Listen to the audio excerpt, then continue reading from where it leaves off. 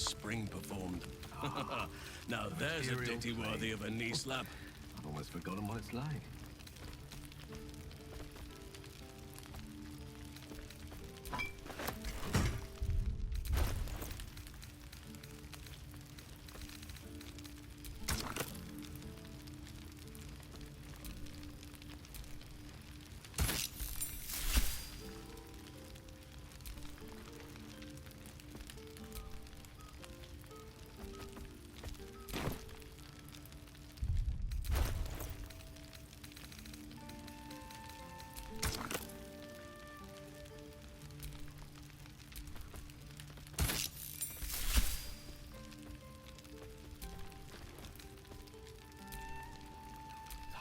Must practice acceptance.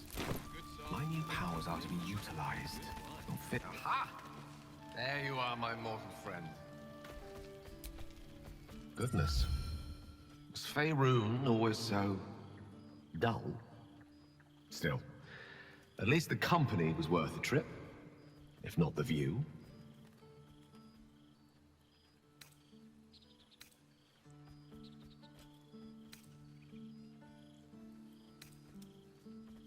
I'm forgetting my audience. Etiquette amongst the gods works rather differently. They're a lot more direct, shall we say. I imagine you're wondering how all this came to be. The finer points of divine ascension are beyond mortal comprehension, I'm afraid, but I can provide a rudimentary sequence of events. First, I retrieved the crown of Karsus and reforged it using a series of precise and highly complex Netherese incantations. Then, I used it. As you know, the orb within me was the half-formed Karsite Weaver. Magic left incomplete by Karsus' self-destruction. I finished it. Using the crown of Karsus, I turned it into a new form of magic, fused with my being, driven by my purpose. And then I put it to work. As expected, Mystra was unwilling to hand over the reins of the weave, so I've claimed dominion over another area which I've passing familiarity. Ambition.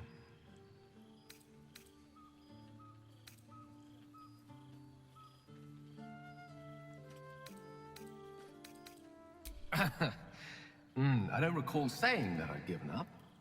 I can say this much for now. Mystra is welcome to her dominion. My aims are set a little higher than offering cursory blessings to just any half-decent spellcaster. I exist, not to bestow favors on my followers, but to inspire them to seize their destinies for themselves, exactly as I did. I'm their proof. Proof their hopes are not barren wastes, but the loamy soil in which their future achievements will flourish. Proof that with ambition, anything is possible.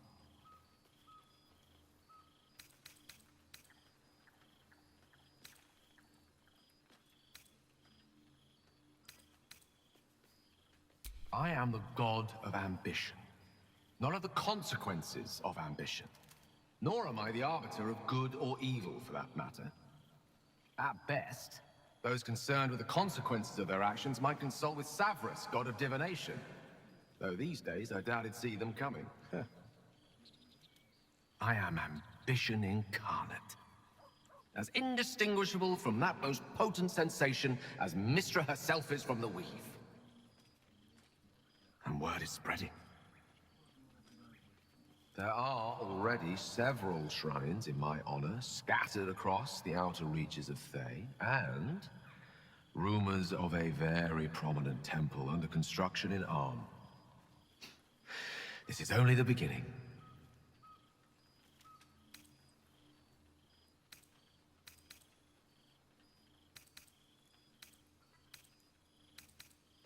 Don't worry. With the ambition you hold, you'll never be too far from my sights. Pursue your dreams, and keep me in your prayers, and who knows? They might just get answered. Have you any ambitions, Tara? I could help you, you know? At what cost? A prayer or two would suffice. That's so bad.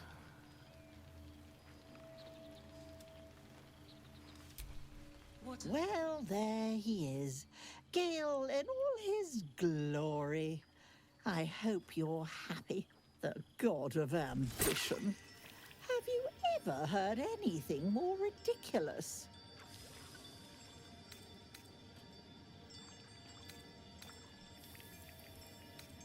Ambition, aspiration, greed and hubris is all I hear. The Gale I knew wasn't like this. He recognized his mistakes. He was contrite. All he wanted to do was live. Unfortunately, he fell into company that turned his gaze toward foolishness. Yes, I mean you.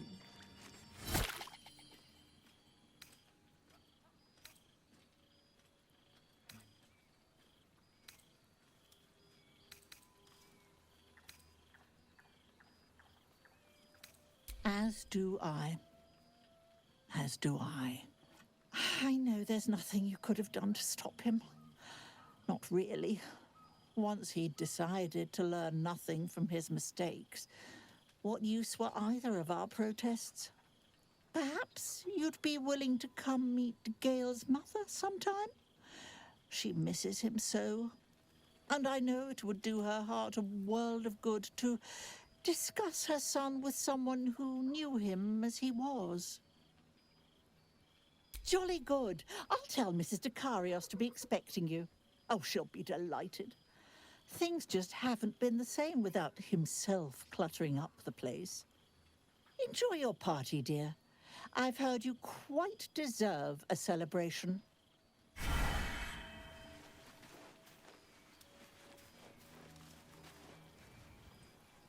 Thank Mother Gith. The psionic projection is holding.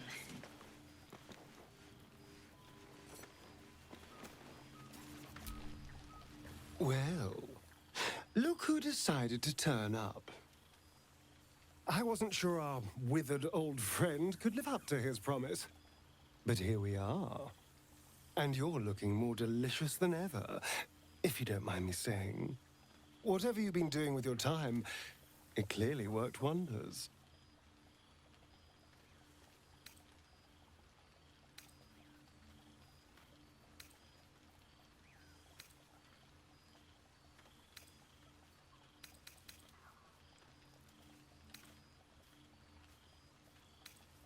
Love is a powerful tonic.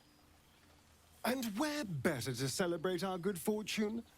An old haunt with old friends.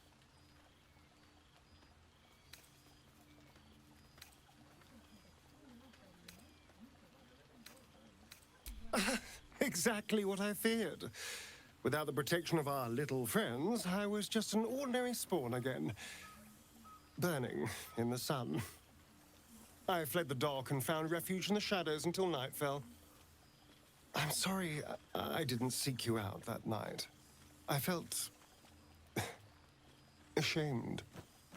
Like I'd lost everything just as you claimed your victory. I didn't want you to see me like that. But time lent perspective. It wasn't your victory, it was ours. And for all I'd lost, I gained so much more. I had freedom, strength, a whole new life. And it was time to live it. I've taken a turn as an adventurer and hero. It turns out no one actually cares about murder, as long as you murder the right people. And apparently I'm rather good at it.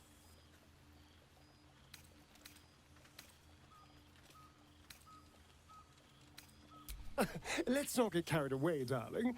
I'm still me. Perhaps more me than I've ever been.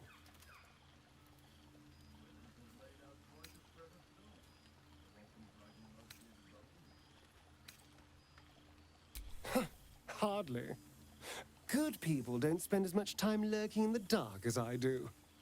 You know, it's funny. At first, I thought I was trapped by the shadows, cursed to live in them forever. But in time, I realized that darkness is as much a part of me as my fangs. This is only a curse as long as I refuse to embrace the shadows. So, I decided I would. I decided not to be defined by the choices other people made, by what other people did to me. My past may be done, but my present, my future, they're mine. This is who I am, in all my glory, for better and for worse.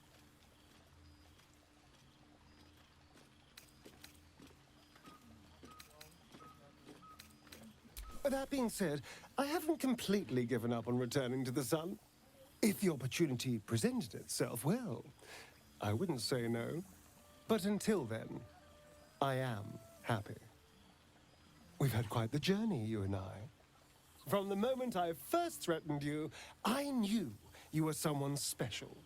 Someone to take on the world with. I will miss our time together. But then again, maybe this isn't goodbye. So much as it's, see you later, darling.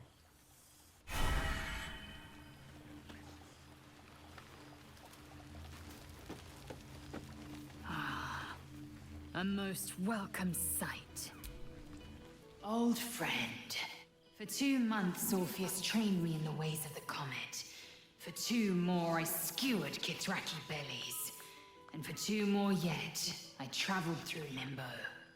But to see your face, it brings me even more pleasure than taking a Royal Inquisitor's head. Limbo, she'd said. A plane of chaos where you might drink fire like water, where you might breathe ice instead of air, and the home of the mystical Githzerai. Once the Githzerai were one of the Githyanki, until bloody civil war severed them.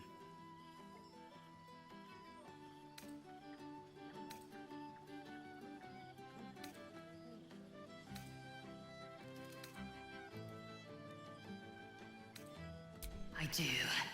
I approach the gates of Shraktalor even now. Shraktalor. How well you know the name. The capital city of the Githzerai, and the home of their immortal god king, Zerith Menyar Agith. Our Gish sent word of the rebellion to Menyar Agith through the cosmos. He's agreed to parley. It's fallen to me to secure an alliance.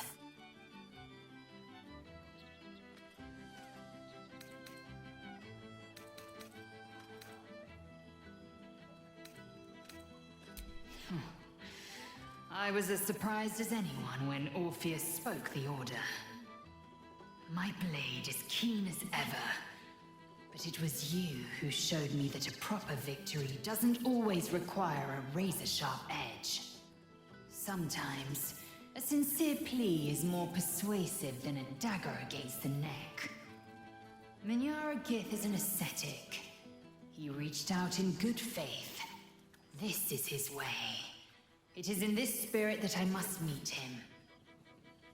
And if he refuses, I carry on.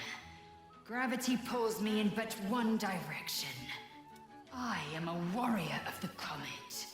I will not rest until I burn Vlaakith's bones to ash and smash her phylactery to pieces.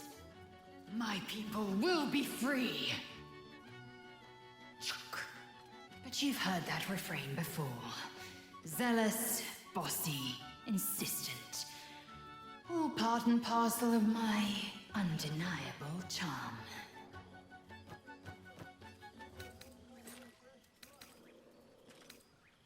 Soon, when the comet has risen, when the Lich Queen has crumbled to dust, I miss this place. More to the point, I missed you. I'll be back one day. The Overgod himself couldn't keep me away.